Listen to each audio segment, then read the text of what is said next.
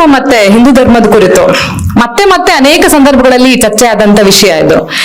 ನಾವು ಕೂಡ ಇತ್ತೀಚೆಗೆ ತುಂಬಾ ಕಾರ್ಯಕ್ರಮಗಳಲ್ಲಿ ಈ ತರದನ್ನ ಮಾತುಗಳನ್ನು ಕೇಳಿದೀವಿ. ಈಗ ಯಾವಾಗ್ಲೂ ಅನಿಸ್ತಾ ಇತ್ತು, ತಳ ಸಮುದಾಯದ ವ್ಯಕ್ತಿಗಳು ಅಥವಾ ಹೆಣ್ಣು ಮಕ್ಕಳಾಗಿ ಅಥವಾ ದಲಿತರಾಗಿ ಹಿಂದೂ ಧರ್ಮ ಓಕೆ, ಹಿಂದುತ್ವವನ್ನು ನಾನು ಒಪ್ಪೋದಿಲ್ಲ ಅಂತ ಅನ್ನೋ ಮಾತನ್ನ ನಾವು ಹೇಗೆ ಒಪ್ಪೋದಕ್ಕೆ ಸಾಧ್ಯ ಇದೆ ಅಂತ. ಸೊ ಕಂಚೈಲ ಅವರ ಬರಹವನ್ನ ಓದಿದ್ಮೇಲೆ ನನಗೆ ಮತ್ತೆ ಮತ್ತೆ ಸರ್ ಹೇಳಿದ್ರಲ್ಲ, ಶಂಭುಕ ಇದ್ದಿದ್ದು ಹಿಂದುತ್ವದಲ್ಲ, ಹಿಂದೂ ಧರ್ಮದ ಒಳಗೇನೆ. ಸೊ ಅಥವಾ ಸೀತೆಯನ್ನ ಅನುಮಾನಿಸಿದಂತಹ, ಚಾರಿತ್ರ್ಯವನ್ನು ಶಂಕಿಸಿದಂಥದ್ದು ಅದು ಹಿಂದೂ ಧರ್ಮನೇ ಆಗಿದೆ.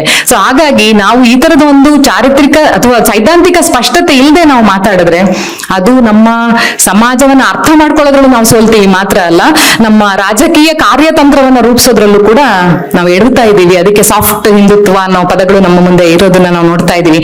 ಹಾಗಾಗಿ ಈ ಸೈದ್ಧಾಂತಿಕ ಸ್ಪಷ್ಟತೆ ಬಹಳ ಮುಖ್ಯ, ಮತ್ತು ಆ ಕಾರಣಕ್ಕೆ ಈ ವಾದಗಳು ಮತ್ತೆ ಈ ವಿಚಾರ ಜಾಸ್ತಿ ಜನಕ್ಕೆ ತಲುಪಬೇಕು ಮತ್ತು ಚರ್ಚೆಗೆ ಒಳಗಾಗಬೇಕು ಅಂತ ನಾನು ಭಾವಿಸ್ತೇನೆ.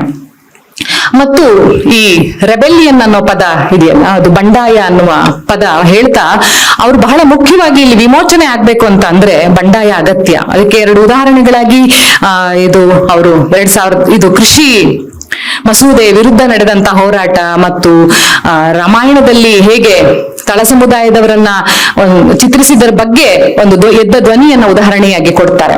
ಅಂದ್ರೆ ಅರಿವನ್ನ ಮೂಡಿಸ್ಕೊಳ್ಳೋದ್ರ ಮೂಲಕ, ಯಾವುದು ಅರಿವಿನ ಹಿಂಸೆಯಾಗಿದೆ, ಅರಿವನ್ನೇ ನಿರಾಕರಿಸ್ತಾ ಬರಲಾಗಿತ್ತಲ್ವಾ, ಈಗ ಅದೇ ಅರಿವಿನ ಮೂಲಕ ನಾವು ಅಸ್ಮಿತೆಯನ್ನ ಅಸರ್ಟ್ ಮಾಡ್ಕೊಳ್ಳುವಂತ ಅಗತ್ಯ ಇದೆ ಅಂತ.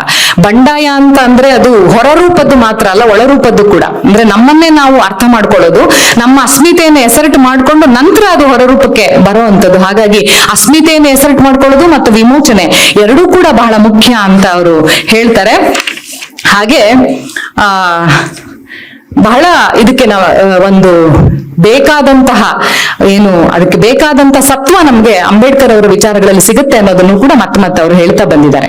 ಅಂದ್ರೆ ಇವತ್ತು 3 ಬಗೆಯ ಬ್ರಾಹ್ಮಣವಾದ ನಮ್ಮ ಮಧ್ಯೆ ಇದೆ. ಮಾರ್ಕ್ಸಿಸ್ಟ್ ಬ್ರಾಹ್ಮಣವಾದ, ಮನುವಾದಿ ಬ್ರಾಹ್ಮಣವಾದ ಮತ್ತು ಉದಾರವಾದಿ ಬ್ರಾಹ್ಮಣವಾದ ಅಂತ ಅವ್ರು ಕರೀತಾರೆ. ಸೊ ಇದ್ರ ಬಗ್ಗೆನೇ ನಾವು ಸಾಕಷ್ಟು ಚರ್ಚೆ ಮಾಡೋದಕ್ಕೆ ಅವಕಾಶ ಇದೆ. ಅವ್ರು ಹೇಳ್ತಾರೆ, ಆರ್ಥಿಕ ಅಸಮಾನತೆ ಸಾಧಿಸಿದಾಗ ಇನ್ನುಳಿದ ಆಧ್ಯಾತ್ಮಿಕ, ಸಾಮಾಜಿಕ ಮತ್ತು ತಾತ್ವಿಕ ಅಸಮಾನತೆ ಒಳಗೊಂಡ ಹಾಗೆ ಎಲ್ಲ ಸಮಸ್ಯೆಗಳು ಬಗೆಹರಿತವೆ ಅನ್ನುವಂತ ಒಂದು ಜನರಲ್ ಆಗಿರುವ ತಿಳುವಳಿಕೆ ಇದೆಯಲ್ಲ, ಅದು ಸಾಕಾಗೋದಿಲ್ಲ. ಹಾಗಾಗಿ ಭಾರತದಲ್ಲಿ ಜಾತಿ ವ್ಯವಸ್ಥೆ ಹೇಗೆ ನೆಲೆಗೊಂಡಿದೆ ಅನ್ನೋದ್ರ ಬಗ್ಗೆ ಬಹಳ ಸೂಕ್ಷ್ಮವಾದ ಮತ್ತು ಆಳವಾದ ಅರಿವಿಲ್ಲದೆ ವಿಮೋಚನೆ ಸಾಧ್ಯ ಇಲ್ಲ ಅಂತ ಅವ್ರು ಹೇಳ್ತಾನೆ ಮಾರ್ಕ್ಸಿಸ್ಟ್ ಬ್ರಾಹ್ಮಣವಾದ, ಮನುವಾದಿ ಬ್ರಾಹ್ಮಣವಾದ ಮತ್ತು ಉದಾರವಾದಿ ಬ್ರಾಹ್ಮಣವಾದ ಅನ್ನುವ 3 ವಿಚಾರಗಳನ್ನ ಮುಂದೆ ಇಟ್ಟು ಬಹಳ ಎಲಾಬರೇಟ್ ಆಗಿ ಚರ್ಚೆ ಮಾಡ್ತಾರೆ. ಈ 3 ಬಗೆಯ ಒಂದು ನೆಲೆಗೂ ಕೂಡ ದಲಿತ ಬೌದ್ಧಿಕ ಶಕ್ತಿ ಅನ್ನೋದು ಬಹಳ ಸಮರ್ಥವಾಗಿ ಉತ್ತರ ಕೊಡ್ತಾ ಇದೆ. ಆ ಸವಾಲು ಒಡ್ಡಿದೆ ಅನ್ನೋದನ್ನ ಅವರು ಹೇಳ್ತಾರೆ. ಹಾಗಾಗಿ ಅಂಬೇಡ್ಕರ್ ಅವರ ಚಳುವಳಿಯಿಂದ ಶೂದ್ರರು ತಮ್ಮ ಮಾನಸಿಕ ಗುಲಾಮಗಿರಿಯಿಂದ ಹೊರಗಡೆ ಬರೋದಿಕ್ಕೆ ಮತ್ತು ತಮ್ಮದಾಗಿರೋದನ್ನ ಸ್ಥಾಪಿಸ್ಕೊಳ್ಳೋದಿಕ್ಕೆ ಆ ಸತ್ವವನ್ನ ಪಡ್ಕೋಬೇಕು ಅಂತ ಅವರು ಹೇಳ್ತಾರೆ. ಸೊ ಹಾಗಾಗಿ ಬಹಳ ಸಾರ ಅಂತ ಅಂದ್ಕೊಂಡು ಅವ್ರು ಏನ್ ಹೇಳಕೊಟ್ಟಿದ್ದಾರೆ ಅನ್ನೋದನ್ನ ಹೇಳೋದಾದ್ರೆ, ಮೊದಲನೇದಾಗಿ ಅವ್ರು ಹೇಳೋದು ಆಧ್ಯಾತ್ಮಿಕ ಪ್ರಜಾಪ್ರಭುತ್ವೀಕರಣ ಆಗ್ಬೇಕು ಅಂತ. ಸೊ ಈ ಹಿಂದೆನೂ ಕೂಡ ಅವರು ಸ್ಪಿರಿಚುವಲ್ ಫ್ಯಾಸಿಸಮ್ ಅನ್ನುವಂತ ಒಂದು ಕಾನ್ಸೆಪ್ಟ್ ಇಂದ ಅವ್ರು ಹೇಳ್ತಾ ಬಂದ್ರು. ಅದನ್ನ ನಾರಾಯಣ್ ಸರ್ ಕೂಡ ಹೇಳಿದ್ರು, ಹೇಗೆ ಆಧ್ಯಾತ್ಮಿಕವಾಗಿ ಒಂದು ಸಮುದಾಯವನ್ನ ಹೊರಗಿಡ್ತಾ ಬರಲಾಗಿದೆ ಅಂತ ಹೇಳಿ. ಸೊ ಹಾಗಾಗಿ ಆಧ್ಯಾತ್ಮಿಕ ಪ್ರಜಾಪ್ರಭುತ್ವೀಕರಣ ಬಹಳ ಮುಖ್ಯವಾಗಿ ಆಗ್ಬೇಕಾಗಿರೋದು ಅಂತ ಹೇಳ್ತಾರೆ. ಆಮೇಲೆ ಶ್ರಮದ ಘನತೆಯನ್ನ ಎತ್ತಿ ಹಿಡಿಯುವಂತ ಅಗತ್ಯ ಇದೆ.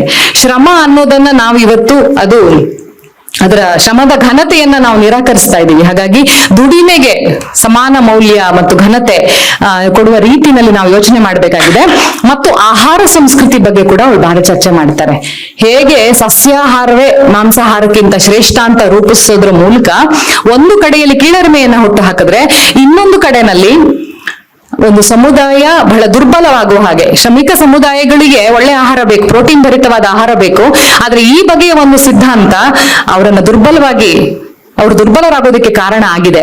ಸೊ ದೈಹಿಕವಾಗಿ ಮತ್ತು ಮಾನಸಿಕವಾಗಿ ಧನಂಜಯ ಅವರು ತಮ್ಮ ಒಂದು ಫೇಸ್ಬುಕ್ ಪೋಸ್ಟ್ ಅಲ್ಲಿ ಹೇಳ್ತಾ ಇದ್ರು, ಅಂದ್ರೆ ಸೈಕಲಾಜಿಕಲಿ ಹೇಗೆ ಮ್ಯಾನಿಪುಲೇಟ್ ಆಗಿದೆ ಇಷ್ಟು ವರ್ಷಗಳಲ್ಲೂ ಕೂಡ ಮಂಡಲ್ ಕಮಿಷನ್ ಆರಂಭದ ಒಂದು ಸಾಲಿದೆಯಲ್ಲ, ಅಂದ್ರೆ ಅಧೀನ ಸಮುದಾಯಗಳೇ ತಮ್ಮ ಅಧೀನತೆಯನ್ನ ಒಪ್ಕೊಳ್ಳೋ ಹಾಗೆ ಮಾಡ್ಬೇಕು ಅಂತಂದ್ರೆ ಮನಃಶಾಸ್ತ್ರೀಯವಾಗಿ ಅವ್ರನ್ನ ಮ್ಯಾನಿಪುಲೇಟ್ ಮಾಡ್ಬೇಕಾಗುತ್ತೆ.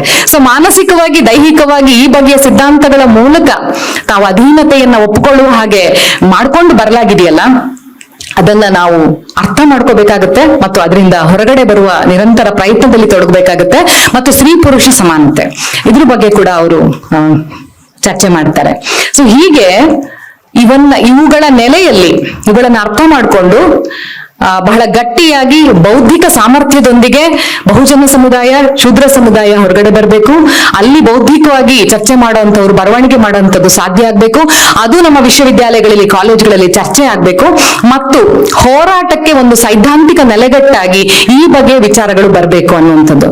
ಸೊ ಕಂಚಾಯಿಲೈ ಅವರ ಬಗ್ಗೆ ಮಾತಾಡ್ತಾ ಅವರು ಇಂಟೆಲೆಕ್ಚುಯಲ್ ಆಕ್ಟಿವಿಸ್ಟ್ ಅಂತ ಯಾರೋ ಹೇಳಿದ್ದನ್ನು ನಾನು ಓದ್ದೆ. ಸೊ ಇಂಟೆಲೆಕ್ಚುಯಲ್ ಆಕ್ಟಿವಿಸಂ ಅನ್ನೋದು ಕೂಡ ತುಂಬಾ ಮುಖ್ಯ. ಹೇಗೆ ಹೊರಗಡೆ ಬಂದು ಚಳುವಳಿ ಮಾಡೋದು ಎಷ್ಟು ಮುಖ್ಯನೋ ಹಾಗೆ ಈ ಚಳುವಳಿಗೆ ಒಂದು ನೆಲೆಗಟ್ಟನ್ನು ರೂಪಿಸುವಂತ ಒಂದು ಸೈದ್ಧಾಂತಿಕವಾದ ವಿಚಾರಗಳನ್ನ ಈಗ ರೈತ ಚಳುವಳಿಯ ಸಂದರ್ಭದಲ್ಲಿ ರೂಪುಗೊಂಡ ಬಗೆ ಅಥವಾ ದಲಿತ ಚಳುವಳಿ ಸಂದರ್ಭದಲ್ಲಿ ಹೇಗೆ ರೂಪುಗೊಂಡು ಇವತ್ತಿನ ಕಾಲದಲ್ಲಿ ಹಂಗ ಆಗ್ತಾ ಇದೆಯಾ ಅನ್ನೋ ಪ್ರಶ್ನೆ ನಾವು ಹಾಕೊಳ್ಳೋದಾದ್ರೆ ಇಂಥದ್ದು ಹೆಚ್ಚು ಹೆಚ್ಚು ಚರ್ಚೆ ಆಗ್ಬೇಕಾಗಿದೆ. ಈ ನೆಲೆಯಲ್ಲಿ ಸಂಶೋಧನೆಗಳು ನಡಿಬೇಕು, ಈ ನೆಲೆಯಲ್ಲಿ ಸಂವಾದಗಳು ನಡಿಬೇಕು ಅಂತ ಅನ್ಸುತ್ತೆ. ಅದನ್ನೇ ಅವರು ಅವರ ಪುಸ್ತಕದಲ್ಲಿ ಹೇಳ್ತಾರೆ.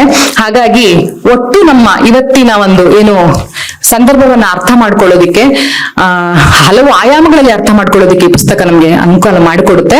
1873ರಲ್ಲಿ ಜ್ಯೋತಿಬಾ ಫುಲೆ ಅವರು ಸ್ಲೇವರಿ ಅಂತ, ಗುಲಾಮಗಿರಿ ಅಂತ ಪುಸ್ತಕ ಬರೀತಾರೆ. ಅಲ್ಲಿ ಎತ್ತಿರೋ ಪ್ರಶ್ನೆಗಳನ್ನ ಇವರು ಇವತ್ತಿಗೂ ತಗೊಂಡು ಅದನ್ನ ಇನ್ನಷ್ಟು ವಿಸ್ತೃತ ನೆಲೆಯಲ್ಲಿ ಚರ್ಚೆ ಮಾಡ್ತಾರೆ.